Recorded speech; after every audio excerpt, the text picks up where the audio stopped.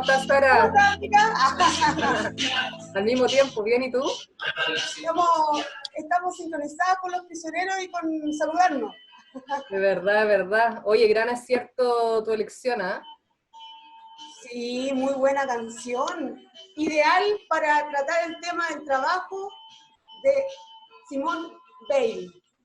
Sí, efectivamente un gran acierto porque en el capítulo de hoy, en Filosofía y Encierro, vamos a conversar en torno a un libro que lleva por nombre Reflexiones sobre las causas de la libertad y la opresión social, que como dijo Sara es un ensayo de Simone Weil, quien precisamente ella hace todo un análisis de la concepción del trabajo en las fábricas y estudia el mecanismo de la opresión social con el fin de vislumbrar esta cierta posibilidad, te diría yo, de poder ver otros modos de relación que no impliquen el sometimiento y la explotación de quienes la ejecutan y también que pueda existir justicia social, ¿cierto? Simone Weil, para los que no la conocen, en palabras de Albert Camus, dijo en 1951 que es el único gran espíritu de nuestro tiempo. Ella nació en París en 1909 y escribió este ensayo en 1934 a la edad de 25 años, en pleno auge del fascismo, del nazismo, de lo que son los totalitarismos. El libro fue publicado en 1955 precisamente por Camus. Decir a rasgos muy generales, contar un poco de su vida. Ella tuvo una existencia súper corta porque murió a los 34 años, producto de una tuberculosis. Sin embargo, tuvo una cantidad de experiencia y una actitud ética que me parecen muy rescatables. Y te diría que esta filósofa es un ejemplo de cómo acercarnos el pensamiento y nos ayuda sobre todo para poder reflexionar sobre el sistema en el que estamos actualmente, el que constantemente criticamos,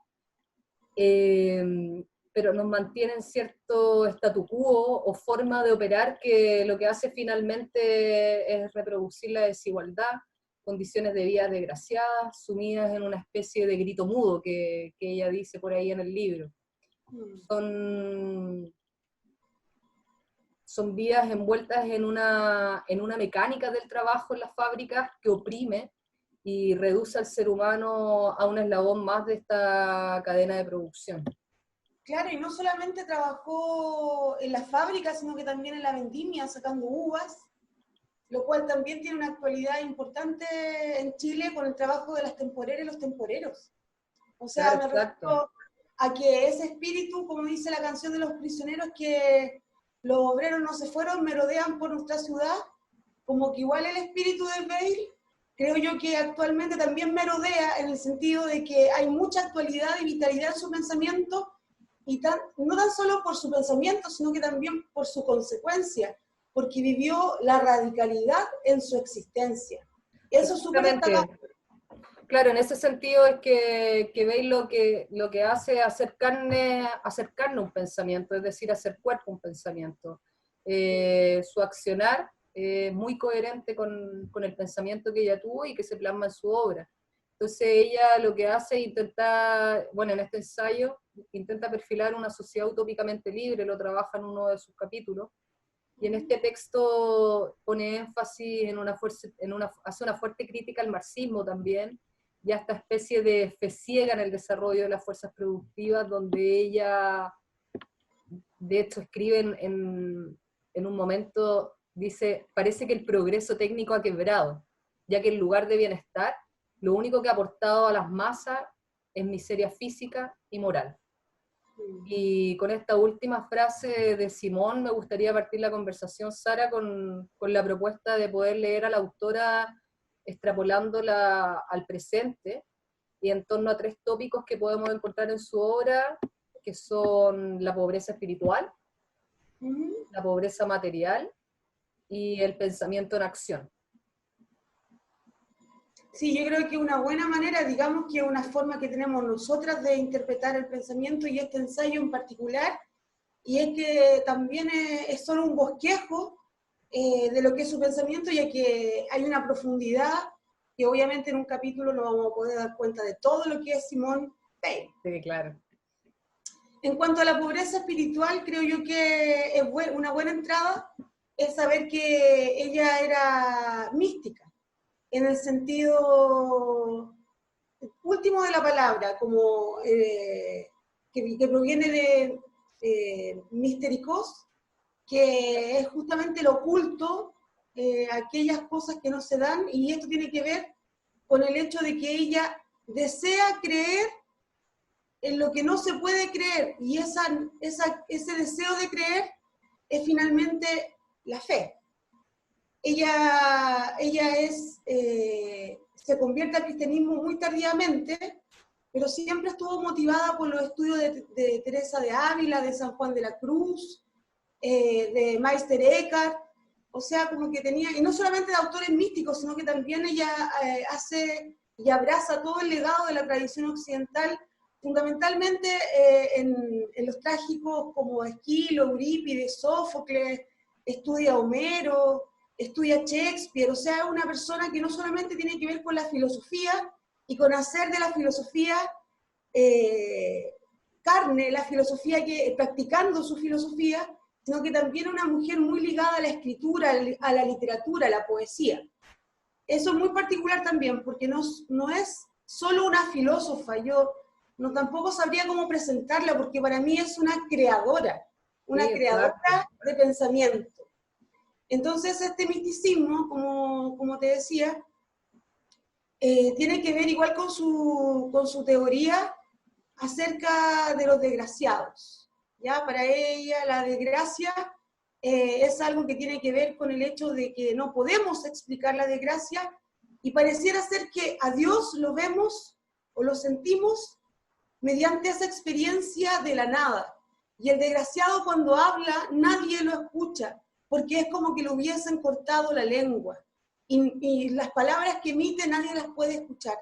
Y es el lenguaje del desgraciado es el lenguaje de la verdad. Verdad y desgracia van enlazadas de manera totalmente una con la otra. Claro, eso tiene que ver con el grito mudo que conversaba, o sea, que decía en la presentación, y agregar a lo que estás comentando, que claro, pues la desgracia es un elemento pivote en sus análisis. De hecho, dice que es el gran enigma de la vida humana, no así el sufrimiento, sino que dice que es la desgracia. Y que lo más asombroso de los desgraciados es que Dios le haya dado el poder a la desgracia para someter a los individuos y a los inocentes, pero que quien padece esta desgracia es incapaz de verbalizarlo, y ahí habla de lo que tú decías y de este grito mudo, que son suplicantes, que son eternamente condenados a permanecer sin voz. Entonces esa desgracia fundante en los individuos es súper importante, y que tiene que ver también con poder acercarnos a su pensamiento y este encuentro con la verdad. Y con sus vivencias también, porque cuando trabajaba en las fábricas, por ejemplo, o en las granjas, ella no comía grandes raciones de comida porque, por ejemplo, cuentan una historia de cuando le ofrecen queso en una granja, y ella dice que no, porque mientras en Indochina hayan niños trabajando, ella no se va a prestar a este tipo de placeres. Entonces, eso es como hay un ascetismo radical igual, como claro.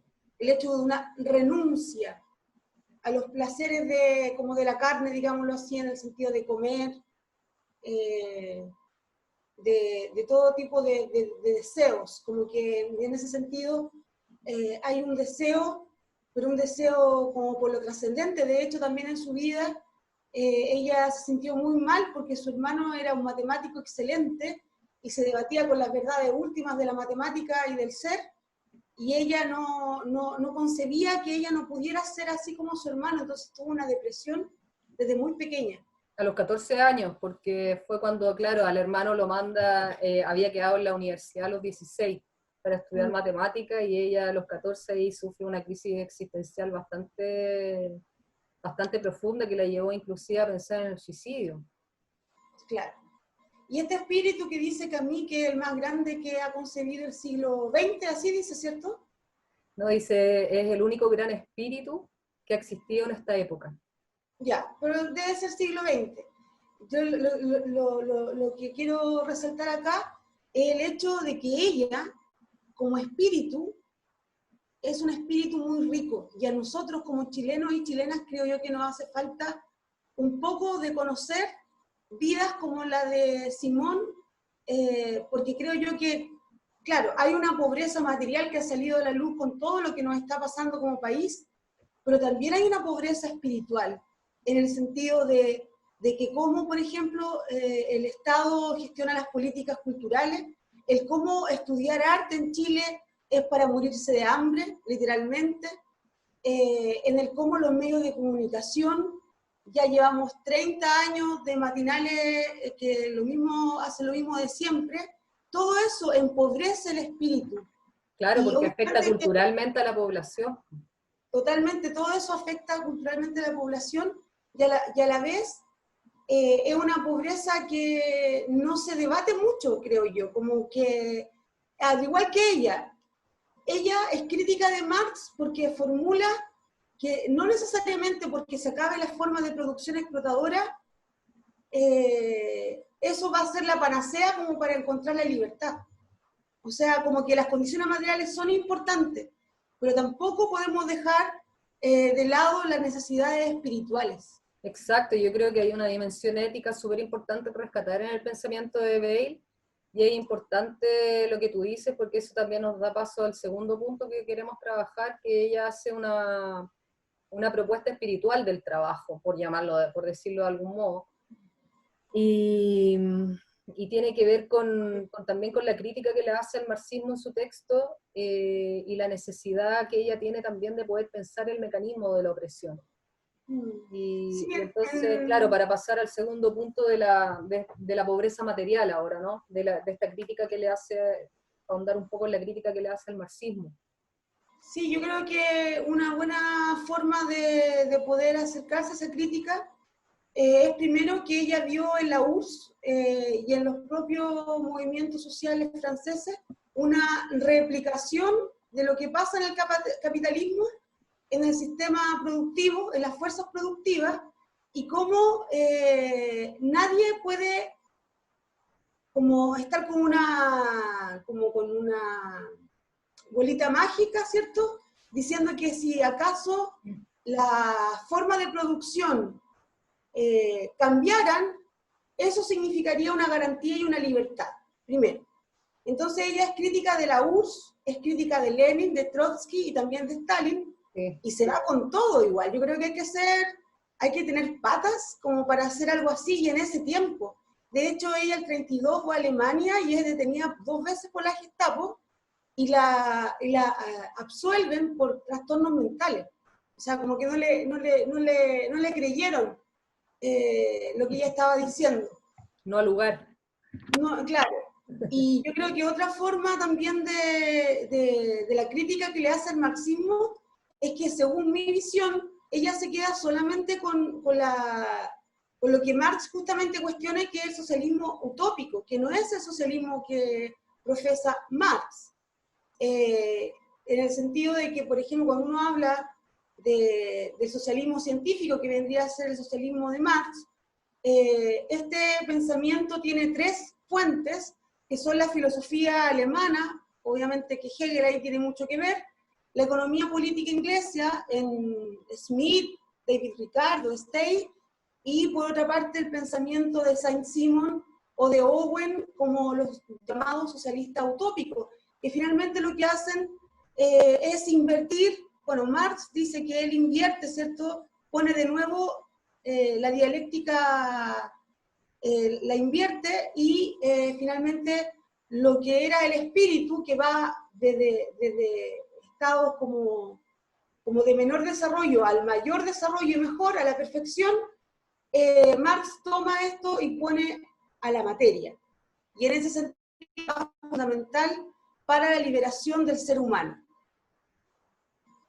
Sí, esa es una de las críticas que le hace al marxismo, y radica también, claro, en esta ilusión de Marx, que supuestamente lo que tú decías, pues que cambiando como el sistema, el capitalismo al socialismo, supuestamente se suprimiría la opresión.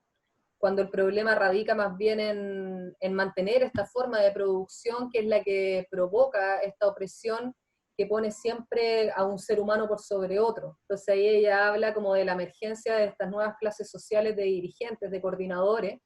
Exacto, como un Estado burócrata. Claro, un Estado burócrata que finalmente pone a un ser humano sometido que tiene que ejecutar las tareas en la fábrica sin capacidad de pensamiento. Entonces lo que se anula ahí es la posibilidad de ejercer el pensamiento, y con eso también hay un sometimiento y una cosificación del sujeto. Esto no es en términos weibelianos, pero lo que ocurre es eso, es una objetualización del ser humano en la fábrica, impidiéndole este pensar. Entonces lo que ella hace también, y ahí nos vamos como a este tercer punto que tiene que ver con poder reivindicar el pensamiento, y ahí viene el tema de todo el pensamiento en acción, de esta posibilidad de subvertir el sometimiento del ser humano, y también en la fábrica, pero por eso también estudia el mecanismo de esta opresión, para poder ver si existe la posibilidad también de poder salvarla, o sea, de suprimirla, perdón. Entonces, en ese sentido es que analiza la opresión y ve la posibilidad de una libertad utópica, dice ella. Sí, se habla también de un mínimo de realidad que tiene que Claro, ser garantizado. claro, de un mínimo de realidad, porque ella también lo que hace es una crítica bien profunda al progreso, a esta idea de querer que producir de manera eterna supuestamente va a garantizar que el ser humano después, posteriormente, tenga que hacer menos esfuerzo y no tenga que hacer ese tipo de trabajo. Pero ella dice que ahí hay un componente que es inexplicable y que tiene que ver con el tema del azar y de la incertidumbre. Y con eso de lo inexplicable yo creo que también se agarra de su cristianismo místico. Que hay un Sí, componente como de inexplicabilidad siempre en todo acto. sí, y también creo yo una temporalidad distinta, porque el tiempo de la producción no debería ser el tiempo de lo humano. Nosotros estamos como en contra siempre del tiempo. Entonces, a máximo rendimiento, mejor. Entonces, lo Claro. que ella decía con respecto a la fábrica es que, en comparación al trabajo manual, es que en la fábrica hay una externalidad, como que yo, como obrera, me someto a la máquina y al modelo de la máquina, como produce la máquina. En cambio, en el trabajo manual, yo veo la totalidad. Por ejemplo, yo veo el zapato completo, no sé, por decirlo de algún modo. Entonces, yo creo que también tiene que ver con una temporalidad distinta, que también, si quisiéramos, se asemeja al tiempo de la filosofía, o el tiempo de la creación, el tiempo de la poesía. No son tiempos de estos tiempos. Entonces, como que yo creo que, por ejemplo, esto lo podemos ver muy nítidamente en todas las políticas que se hicieron en Chile con el decreto 701, y puede sonar como súper loco lo que voy a decir, pero por ejemplo, todas las plantaciones forestales que se hacen, ¿cierto?, de los monocultivos de eucalipto y pino, Claro. y la gran entrega a las empresas de las forestales, de nuestros terrenos, de nuestras tierras, tiene que ver con un afán productivo. ¿Por qué se critica y se cuestiona la cosmovisión mapuche? Porque tiene otra temporalidad, que no es esta temporalidad, que no es la temporalidad del capitalismo. Entonces también ella plantea, a partir de esta coherencia entre pensamiento y acción, otra temporalidad. Sí, estoy muy de acuerdo contigo. De hecho, ella cuando analiza el tema del trabajo en la fábrica y cuenta su experiencia, esto en otro ensayo que se publicó en La Condición Obrera, ella comenta cuando también fue obrera, y el tema de la desgracia también que tiene su encuentro con el tema del tiempo de trabajo, en el sentido de que hay algo que nunca se puede verbalizar en esta desgracia que se vive, es la noción de tiempo, que la noción de tiempo en el trabajador de la fábrica se hace eterno. O sea, imagínate el tener que trabajar en una fábrica, en una línea de producción durante 8 horas sin parar, todos los días de tu vida. Entonces ella Sí, decía, de claro, hecho, ¿cómo puede emerger el pensamiento ahí o la acción de poder también de poder generar cambio, cuando por otra parte tienes la necesidad de llegar a tu casa, tener que vivir con un sueldo, en este afán de sobrevivir que lo hemos conversado en otras conversaciones. Entonces, claro, el tiempo es un componente importante en su pensamiento y también es relevante poder pensar en esta pobreza material y lo del progreso, lo que tú decías del decreto 701, sí, ¿sí? Tiene que ver también con poder pensar la relación que tenemos los seres humanos con la naturaleza, con esta visión antropocéntrica del mundo, y que nos permite también poder cuestionar esta mirada, que hoy día claramente vemos sus nefastas consecuencias. o sea, de hecho, actualmente hay todo un auge y hay gente que se burla de los veganos. ¿Te has dado cuenta? Sí, Yo no soy vegana, pero respeto mucho lo que ellos hacen y lo que ellos profesan, porque así como Simón no quiso comer queso cremoso porque los niños en Indochina estaban muriéndose del hambre, así también podemos ver que la violencia animal contra los animales que se hace en la industria también es una forma de concebir eh, la producción y la explotación de la naturaleza. Finalmente, yo creo que con todo lo que vamos leyendo semana a semana, me he dado cuenta que casi todos nuestros autores y autoras van como también como viendo como posibilidades distintas a lo que nos han introyectado como que es la única realidad posible. exacto, nos dan la posibilidad de ver otro modo de vida, pues, y en Simone Weil lo que vemos, y por eso también elegimos este tercer punto de poder conversar en torno al pensamiento en acción y ponerla a ella como ejemplo, porque cuando, cuando comenzó la Segunda Guerra Mundial en 1939, ella se fue con sus padres a Estados Unidos, se la llevó Andrés, el matemático famoso. Bueno, claro.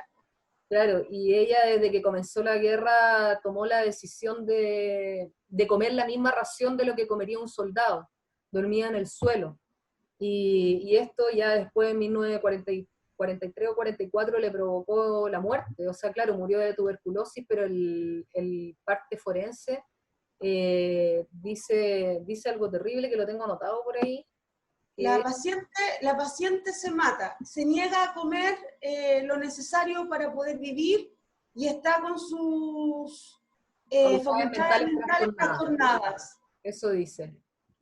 Pero claro, yo digo, yo como te decía antes, yo pienso que independiente si el parte médico está o no está errado con respecto a que estaba trastornada mentalmente, de igual manera es coherente con eso cuando niña, cuando no quería tampoco comer dulces, o cuando después no quería comer queso, o cuando se fue a la vendimia, o cuando estuvo en Renault, en la fábrica de autos, etcétera. O sea, como que hay toda una seguidilla de actos que a mí me dan cuenta de un ser humano absolutamente convencido, hasta la médula, de Sí, lo que ella creía y de lo que ella pensaba.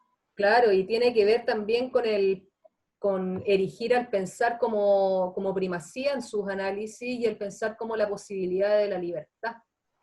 Entonces, ¿cómo poder hacer un análisis o cómo poder pensar un sistema que que no nos aplaste en términos espirituales y en términos corporales también? Por eso a ella le interesa mucho pensar el mecanismo de la opresión, de cómo poder suprimir este mecanismo, porque el poder encierra esta fatalidad, po, que esclaviza a las personas, que aplasta a los débiles. Entonces ella también tiene un pensamiento de la totalidad, Mm. ¿cierto? Y una empatía que es muy, como se dice, muy importante también de resaltar en su vivencia. O sea, no comer queso porque en Indochina están explotando a los niños, por ejemplo.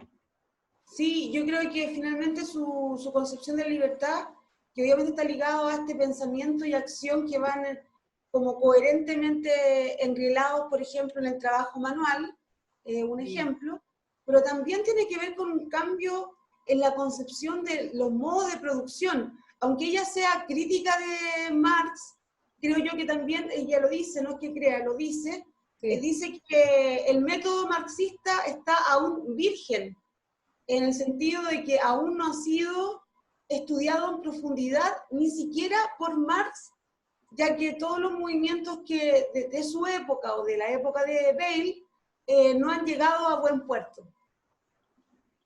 Sí, exacto. Y ahí, claro, también cuando hace un esbozo de la posibilidad de esta posibilidad utópica de la libertad, ella también hace como erige el trabajo manual como la posibilidad de, que ella dice en algún minuto, que debería ser como el valor más alto, no por su relación con lo que la persona produce, sino como con la relación que el ser humano provoca al llevar a cabo esa tarea. Claro, porque hay como bien tú decías, como primero una totalidad y hay un trabajo que es único e irrepetible. Es como un poema, o sea, un poema no va a haber un poema igual que otro. Qué bonito eso último. Oye, Sara, bueno, y ya para variar se nos está acabando el tiempo. No sé si quieres terminar con algo en particular o simplemente Simplemente decir adiós. agradecer tu conversación nuevamente, Jo, invitar a nuestros amigos y a nuestras amigas a que sigan leyendo con nosotras, que también es bueno que les gusta algo, que les gustaría que nosotras leyéramos, que nos lo digan. De hecho, nos han dado recomendaciones por el Instagram. Y eso, como mucho cariño y mucha fuerza en estos tiempos que se vienen y que estamos viviendo Sí, en Estados Unidos, en Colombia, en Chile. Estamos en tiempos eh, pandémicos. pandémicos y de oscuridad, como diría Brecht. Sí. Ya pues, Sara, muchas gracias. Nos vemos la próxima semana. Nos vemos, amiga, que estés bien.